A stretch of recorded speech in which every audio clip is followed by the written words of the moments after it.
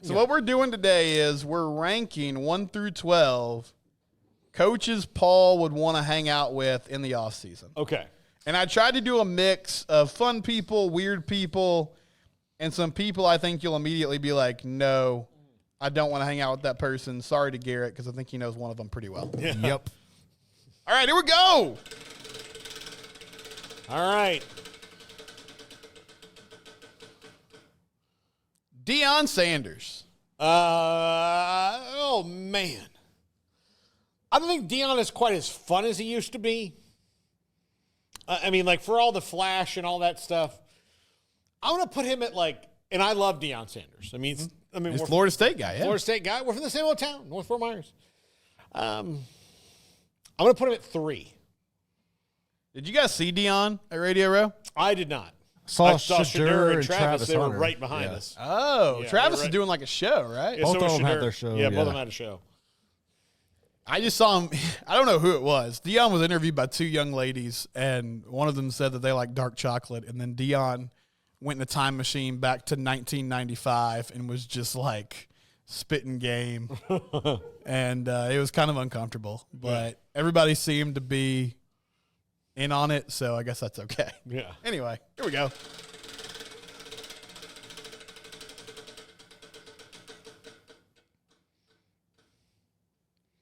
Marcus Freeman. Who? 2. I like Marcus Freeman. Like, honestly, like he's got a cool factor to him. He really does, yeah. Although I will tell you this, he's got like 5 or 6 kids. So I don't know how much time I'm going to have to hang out with Marcus. That's true. He does have a lot of children. A lot of kids. Like, Steven, what is it like? You can probably count the times in a calendar year that you get to just go out with a buddy for an hour on your on one hand. That's not often, for sure. Like, if I just called you up one night even if I knew, it's like, you know what, I know that like he's in town and like the wife and kids went to the in-laws. Like, there's still a chance that like one kid stayed behind. Right. I'd be like, hey, you want to go grab dinner and beer and something? You'd be like, I mean, normally yes, but you know. Yeah, I got to bring Bradley with me. Yeah, like one of the kids just decided to stay since I'm going tomorrow, and I was powerless to stop it. Yeah. Like, probably happens to Marcus quite a bit. I would think so. He seems like a very cool guy. I don't feel like I know a ton about him.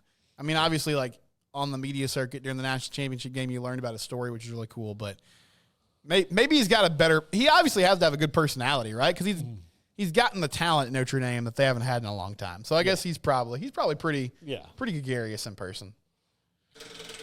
All right, 2 and 3 off the board. Yeah.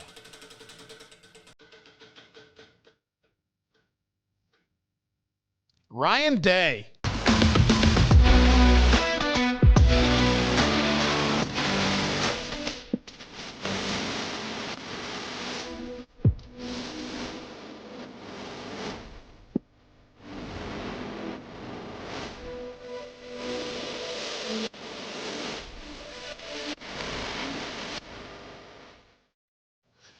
Ken. Put him in 10. I don't think Ryan Day is going to be a very fun hang. I just don't. He seems like a lot. Did your respect for him go up a lot through this national championship process? That doesn't mean I'm not happy for him. Oh, for sure, yeah. Here's the guy who's the best coach in the country who hadn't won anything. His record is stellar, and yet his own fan base is like, meh. You know.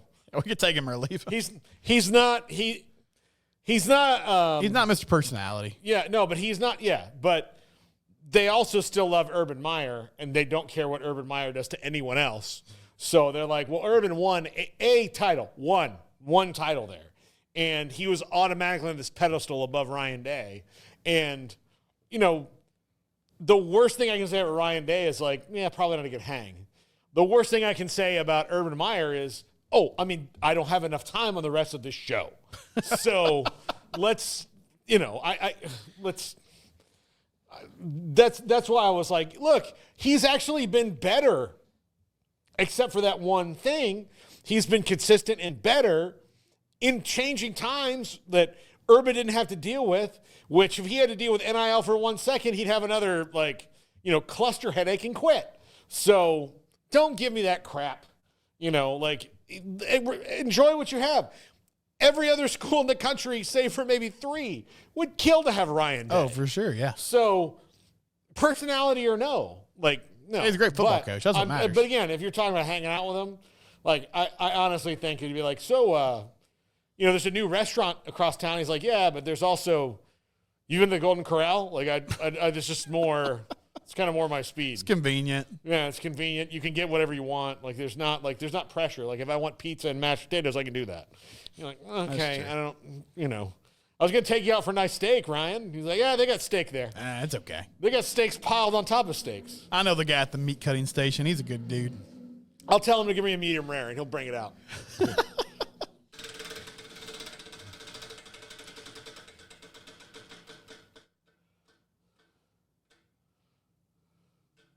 Lane Kiffin. Oh, that's number 1 right there. I think Lane would be a fun hang. Now you might need to okay, I've got to put an end to this. Now, this may not be healthy for the two of us, but yeah, I think Lane would be fun. I would put him at 1, 2. I will say I kind of got nauseated with the constant politicking for being in the playoff this year. That sort of took the shine off Lane a little bit for me, but I don't know. Did that sour you on Lane, Garrett? It was annoying. He gets annoying. I love him, but he gets annoying. I lost a little bit of my entertainment with him because it's like, okay, yes, I know that 2 of your losses were fine. Mm-hmm. But the third loss was not fine. That was actually your first loss. Right. You're forgetting about Kentucky. You were forgetting that you lost to one of the worst teams in the league. And you don't think there should be a punishment for that. That's the problem. It was so if you said, what about Kentucky? He's like, what about Kentucky? Bluegrass State. It's like he's almost forgot it happened. Yeah. You played them and you lost. And he's like, I don't, that's what you say. That's what you say. Define lose. Yeah.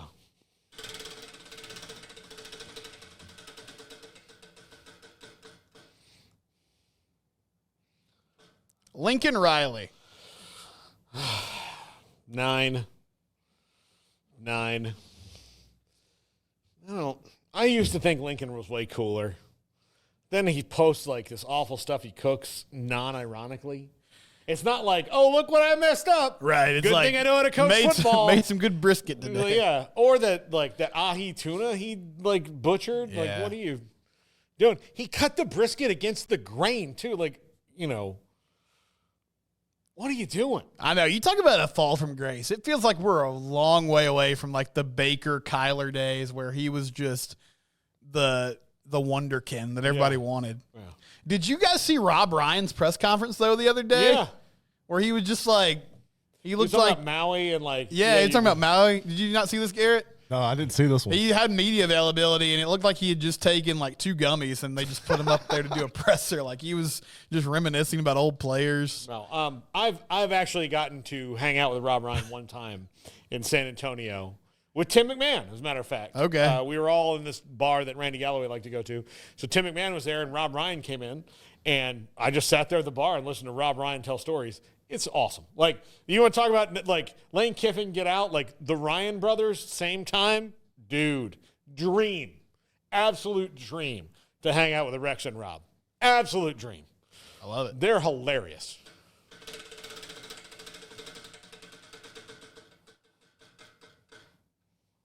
Jeff Traylor. Ooh, let's put Jeff at 4. I like Jeff a lot. I know him a little bit, so I actually he's a very serious coach, but I have a feeling that if you were just going to go to his house and have a barbecue, you'd have a good time. Kick back in the pool, a couple cold ones. He seems like that kind of that's how he would relax. Yeah. Yeah, he seems like a very down-to-earth person. How long do you think he'll be at UTSA? He's been there a while now. I think a couple more years. I think he's got to have another good season. Yeah, he needs to pull off a couple of good wins. Yeah, but he's got to have a big if he has a big win over a P4 team, which I think is coming. He'll figure his way into that. Then he'll get the juice, and it just depends on what jobs are open. I thought he would have been a shoo-in for the A&M job a couple years ago, but then Elko made more sense. Yeah. So Yeah, but for example, if TCU gets tired of Sonny Dykes and Jeff Traylor's rolling, like that's a guy I see like fitting in well there. Arkansas is one I'm keeping my eye on because I think because he owns East Texas. So right. Arkansas would be crazy not to at least consider it. So, all right, we'll bounce around a little bit here. Brian Kelly. 12. No, I mean, like there's like, and even we'd be in Baton Rouge, which is full of Cajun food. I would be like, you know what? I don't want to go. He would be the coach most likely to get like that random cancelization. Like, hey man, I'm not feeling it today. I'm not feeling good. I got like a headache. You know, my wife's all, like I would be, yeah. Garrett, would you hang with him just to ask him LSU questions? I'd push him off a P-row into the swamp. That's about what I'd do. All right, so we got 5 through 8 open and number 11 open. Okay. Kirby Smart. 8. Yeah, it doesn't feel like it'd be fun. I mean, he'd be interesting, but he'd be interesting, but he just doesn't seem like it'd be fun.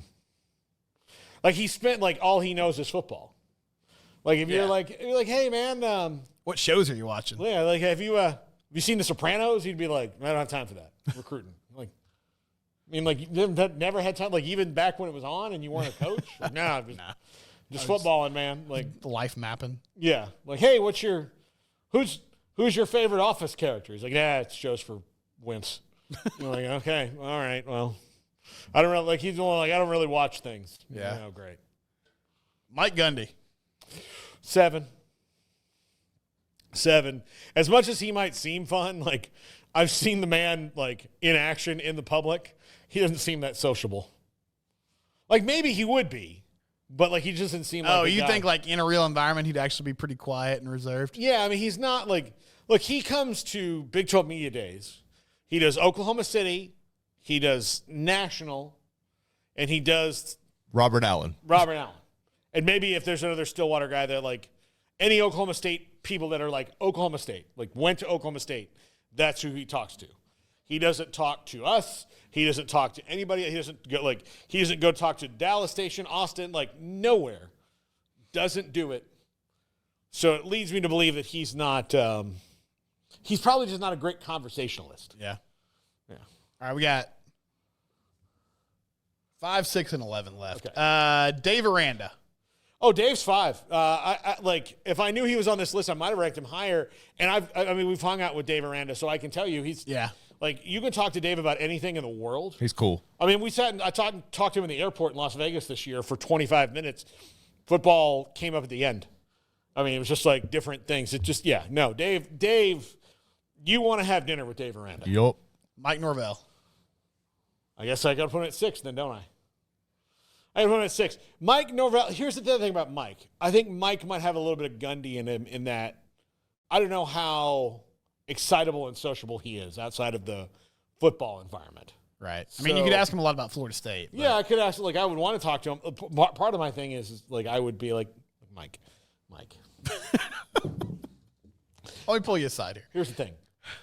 You're happy, I'm happy, you're happy. Like we can have a symbiosis here. Let me just tell you. There are some things that you do that you need to stop doing. And, for example, which he didn't on defense, which I'm glad. You got to stop making buddy hires. You can't you can make buddy hires if you're Bobby Bowden. You can make buddy hires if you're Kirby Smart. In fact, Kirby Smart's staff has got a couple buddy hires on it right now that they don't like. You can make buddy hires if you're Nick Saban. Guess what? Nick Saban didn't make a lot of buddy hires. He would just go, oh, look, Lane Kiffin's available. I'm going to hire Lane Kiffin. Oh, Steve Sarkisian. They weren't friends before that. Right. But, I mean, they could be buddies now, but, it wasn't I'm doing this. It's a buddy hire. His whole staff was a buddy hire, essentially, and it worked out. But then when it got to a point where you need to make some changes, even on offense, he still made a buddy hire with Gus Malzahn, which I hope works out and I think will be better. I just think that, part of me would have been could you, branch out a little bit more? But no, I would like to talk to him. I mean, I think he's a good dude. I mean, he's really got a cool story, and so, yeah, I would like to talk to him. And I wanted him to be the coach at Florida State when they hired Willie. Like when my friends are like, who do you like? I'm like, this dude from Memphis. Like if they're not going to go out and get somebody who's like a huge name, if they're not going to go and, pull that in, like, there was all this talk about go and get Bob Stoops. Bob was even on our show, and I asked him straight up and down about it. He's like, well, I'll listen to any opportunity that comes my way. It'd be foolish not to. And it was just a way for Bob to get more money out of what he was doing. But it made it all the message boards and all that. So, yeah, I mean, I was always a big Norvell proponent. So, but, yeah, 6 right now. Now, look, if it's 13-0, he'd be 1. Sure. But 2-10, right now you're 6 because we've got some beef. Well, that leaves Dabo Swinney at 11, which feels about right. Yeah. No, that's like I would want to hang out with Dabo slightly more than Brian Kelly, just so that I could tell Dabo what I think about him. Like, I don't have really thoughts on Brian Kelly, but I have thoughts on Dabo, and I'd be like, listen, man. Like, I used to kind of be a Dabo guy, but I liked early on. I liked the energy he brought, but then he got so, holier than thou. It's like, dude, you're a football coach. Yeah. Like, you haven't cured cancer. Let's stop pretending like you did. So, anyway. Well, Steven, I'm glad that we had a therapy session for you. Yeah, it was good. I don't know how it's going to help long-term. I feel lighter. I feel like some things have been lifted. Yeah, you get to say it. We saw on the way back from Dallas the other day in the airport, we saw a truck with F. Nico Harrison taped on the back window. So, like, gotta make your voice heard somehow. Yeah, I'm sure he's heard it quite a bit. I think so. If you're Nico, and I know we're going long, Garrett, do you go to a coffee shop now and wonder, is there they're spitting this, right? Yeah, I think or do you have to send somebody else? He's got to be in lockdown right now. You got to send somebody else. Because, even if, I feel bad for guys whose names are Nico, and they just don't know, and, you go to Starbucks, it's like Nico, and then, well, might as well. And this guy's like, hey, man. I'm just covering all my base. I'm not Nico Harrison. Yeah.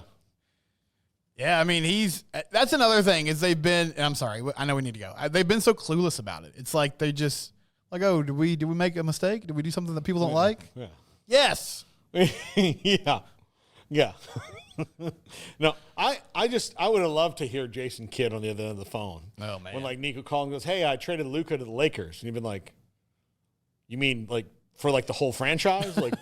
Are you the owner of the Lakers now? We got LeBron? Are we did you kill Jeannie Buss? What did you do? No, just for Anthony Davis and Max Christie.